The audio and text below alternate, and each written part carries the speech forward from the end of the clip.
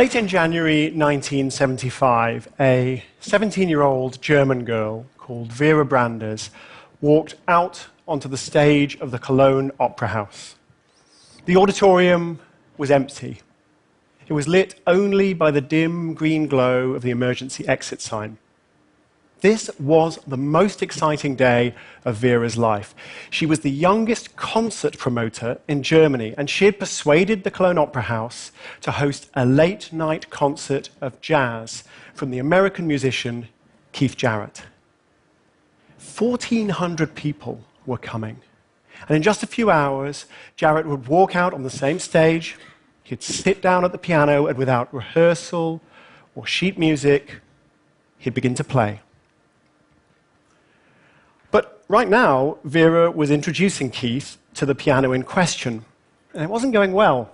So Jarrett looked at the instrument a little warily, played a few notes, walked around it, played a few more notes, muttered something to his producer, and the producer came over to Vera and said, "If you don't get a new piano, Keith can't play."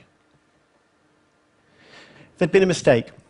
The opera house had provided the wrong instrument. This one had this harsh, tinny upper register because all the felt had worn away.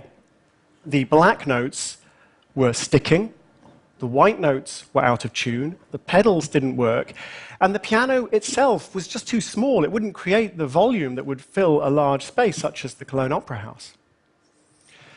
So Keith Jarrett left. He went and sat outside in his car, leaving Vera Branders to get on the phone to try to find a replacement piano. Now, she got a piano tuner, but she couldn't get a new piano. And so she went outside, and she stood there in the rain, talking to Keith Jarrett, begging him not to cancel the concert. And he looked out of his car at this bedraggled, rain-drenched German teenager, took pity on her, and said, "Never forget. Only for you." And so a few hours later, Jarrett did indeed step out onto the stage of the opera house. He sat down at the unplayable piano and began.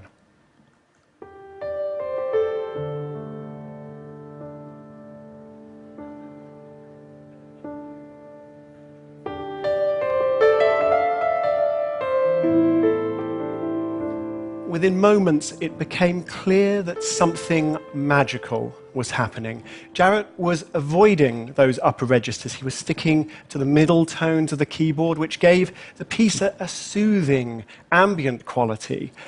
But also, because the piano was so quiet, he had to set up these rumbling, repetitive riffs in the bass. And he stood up, twisting, pounding down on the keys, desperately trying to create enough volume to reach the people in the back row. It's an electrifying performance. It somehow has this peaceful quality, and at the same time, it's full of energy. It's dynamic. And the audience loved it. Audiences continue to love it because the recording of the Cologne concert is the best-selling piano album in history and the best-selling solo jazz album in history. Keith Jarrett had been handed a mess. He'd embraced that mess, and it soared. But let's think for a moment about Jarrett's initial instinct. He didn't want to play. Of course, I think any of us in any remotely similar situation would feel the same way. We'd have the same instinct. We don't want to be asked to do good work with bad tools. We don't want to have to overcome unnecessary hurdles.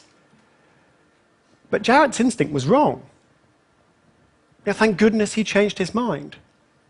And I think our instinct is also wrong. I think we need to gain a bit more appreciation for the unexpected advantages of having to cope with a little mess.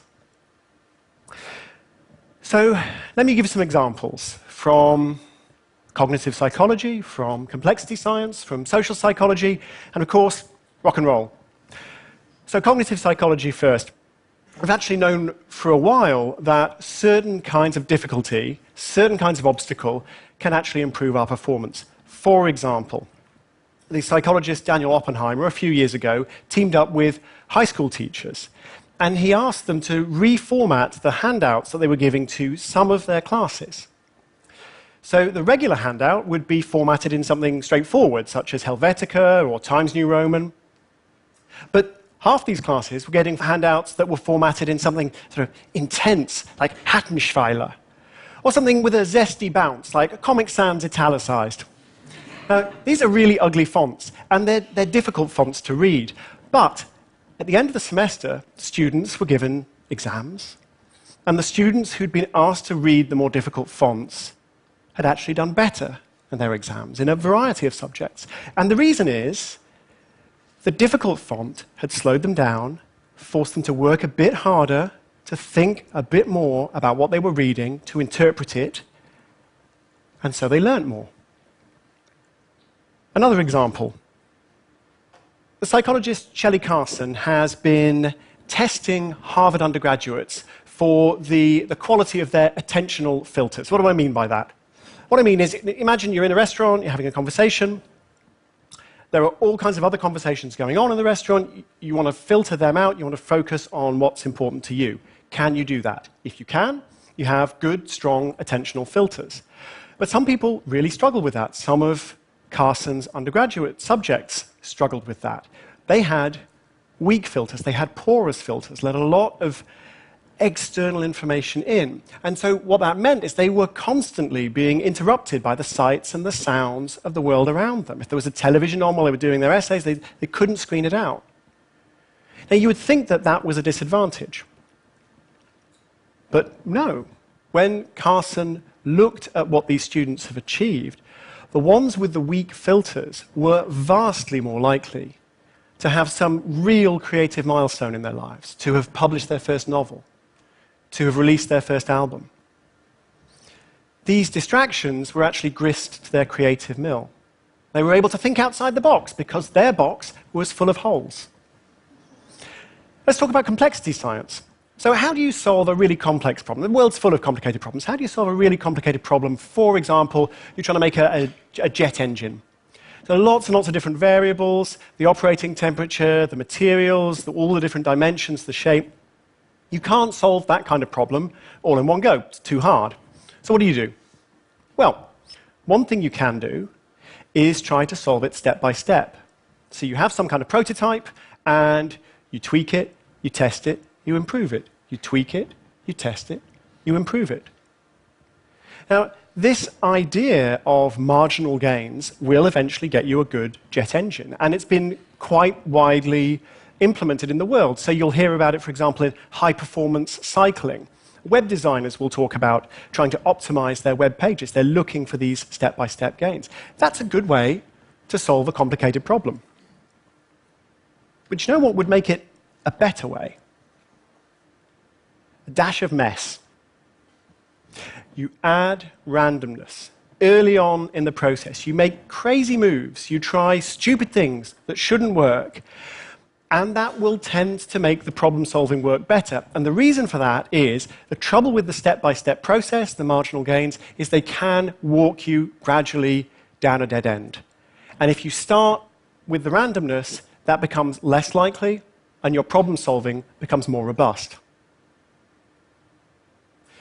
Let's talk about social psychology.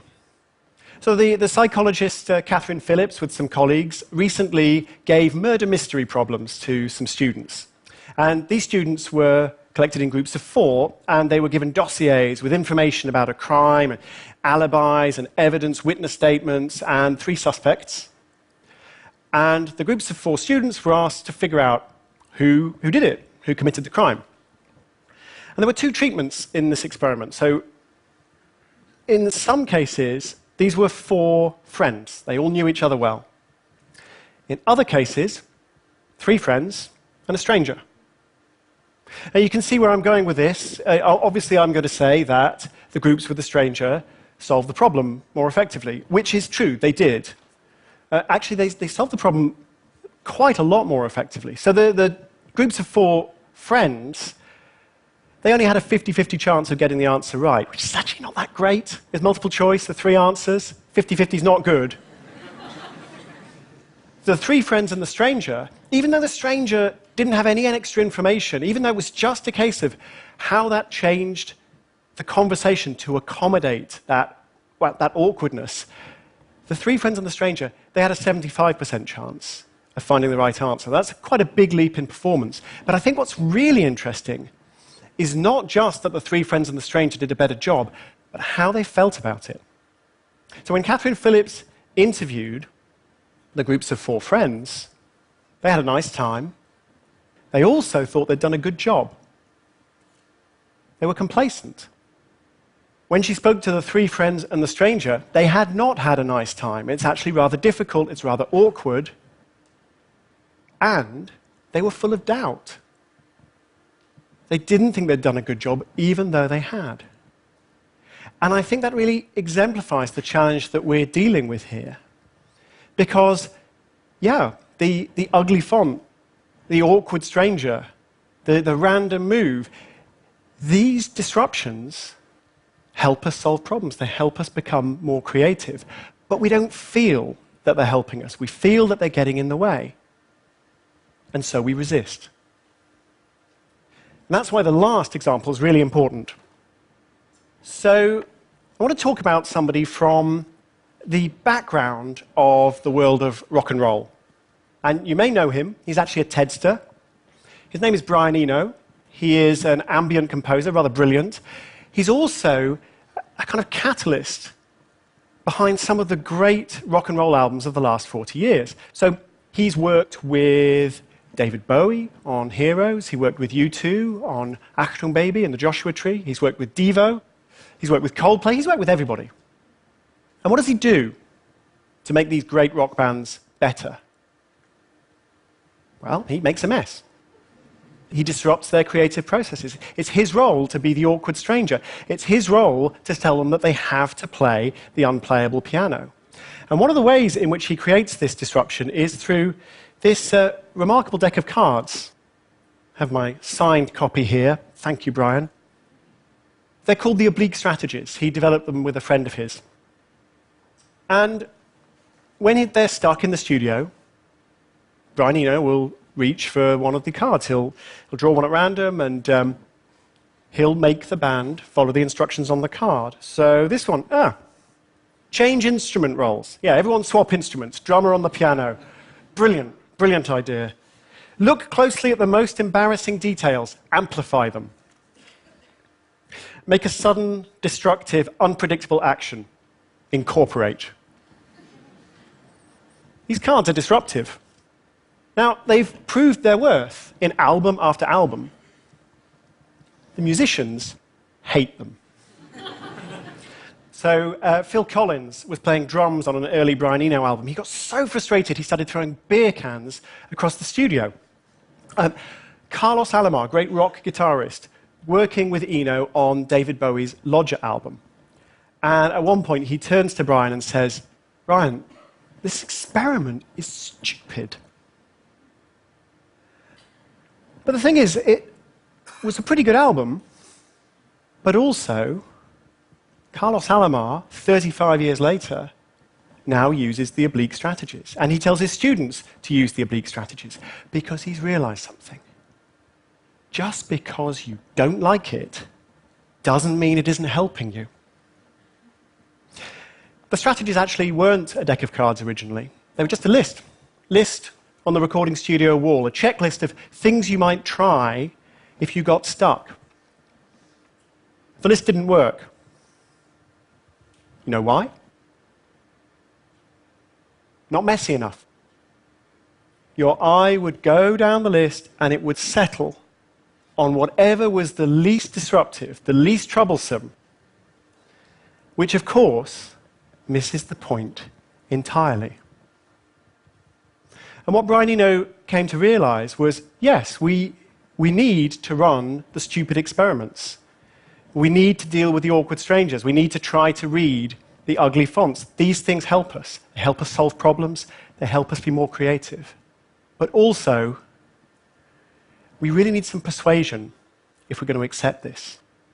So however we do it, whether it's sheer willpower, whether it's the flip of a card, or whether it's a guilt trip from a German teenager, all of us, from time to time, need to sit down and try and play the unplayable piano. Thank you.